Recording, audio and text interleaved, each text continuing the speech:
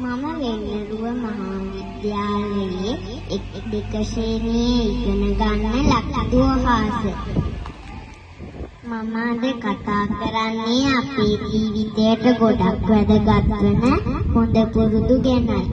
යාළුවනේ, අපි හැමෝම කැමති හොඳ ළමයෙක් කියලා අහන්න නේද? ඒකට අපි ලොකු දෙයක් කරන්න ඕනේ නැහැ. පුංචි හොඳ පුරුදු ටිකක් ඇති කරගත්තම ඇති. පළවෙනිම දේ තමයි උදේම නැගිටලා අම්මාට තාත්තාට වැඳලා ගුරුවරුන්ට ආචාර කරලා දවස පටන් ගන්න එක. ඒ වගේම අපේ පොත්පත් සහ බෑග් එක පිළිවෙලකට තියාගන්නත් ඕනේ. ඒ වගේම තවත් හොඳ පුරුද්දක් තමයි ඉස්කෝලේදී ගෙදරදී සබන් දාලා තෝදන එක. තවත් හොඳ පුරුද්දක් තමයි පන්ති කාමරයක් පරිසරයක් පිරිසිදු සැනට තියාගන්න නම් අපි ඉවත් කරන දේවල් කුණු කූඩේට දාන්න ඕන.